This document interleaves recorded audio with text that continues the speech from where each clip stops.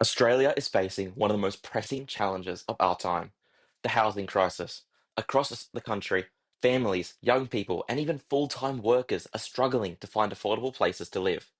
Rents are soaring, home ownership feels out of reach for many, and supply simply isn't keeping up with demand. This isn't just about property prices, it's about security, equality, and the basic human right to shelter. In this presentation, we'll explore the key drivers of the housing crisis, its impact on everyday Australians, and solutions that can help restore balance to the housing market. Achieving the Australian dream is the goal of all Australians. Raising a family and owning your own home are symbols of success and triumph within our community. However, this goal remains a dream for millions, as owning a home has become an impossibly expensive task. This lack of supply for homes has induced many negative impacts on Australian society in both the short and long term. First homeowners struggle to afford house prices, with the average house in states such as New South Wales reaching upwards of $1.5 million, according to realestate.com. Standard of living is greatly lowered as individuals must save money for years or spend lifetimes repaying home loans to afford property. This all culminates in increased homelessness and millions looking for homes. To combat these problems, we'll propose two solutions. Solution one is the introduction of innovative, high-density living alternatives to standard housing that seek to rapidly increase the supply and increase affordability. When developing innovative solutions to the housing crisis, new living alternatives must be affordable and have enough supply to meet demand. When considering these two variables, creative solutions can be found. A new trending solution are Amazon's prefabricated houses. These small and extremely affordable homes simply fall out into livable houses, with all the basic amenities for individuals and families. With extremely affordable prices averaging around $22,000, these homes can literally be ordered from Amazon and become your new doorstep. With multiple suppliers to meet demand, these tiny homes simply need a location to be set up.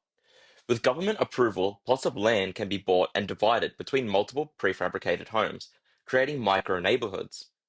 In the short term, these houses will provide first home owners with a cheap alternative to regular high-priced housing. Furthermore, these solutions forego the typical multi-year waiting time for apartment projects. Simultaneously, it could create new delivery jobs and increase investment in newfound prefabricated housing markets. In the long term, this solution will increase affordability of traditional houses as supply can meet demand, and prefab alternatives compete with their traditional counterparts. However, the introduction of cheaper prefabricated houses could impact society through deepening the socio-economic divides between high and low income earners. My second solution is government-backed change in landlord culture, the creation of new laws that greatly support tenants. With rent at an all-time high, tenants are forced into poor standard of living situations. A shift in the landlord culture would mean a greater focus on accommodating for this poor standard of living, rather than maximizing individual profits. This aims to combat the poor affordability through implementing new renting laws.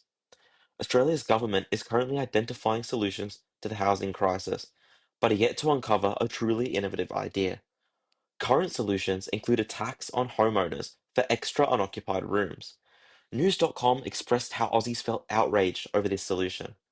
The government should refocus on passing laws that prevent rent increases. Some individual landowners are leading this initiative, such as City West Housing, who in their new high-density living Boronia apartments have instated a new renting rule, dictating that no more than 30% of a tenant's yearly income can be charged, greatly supporting the low-income earners and healthcare workers that reside in it. Current government laws indicate that rent can only be raised once per year, but without a limit on this, landlords can still impose immense pressure on tenants. In the short term, these solutions will heavily rely on utilizing government resources to process and approve new laws. A swift change in culture is necessary to persuade landlords who are negatively impacted.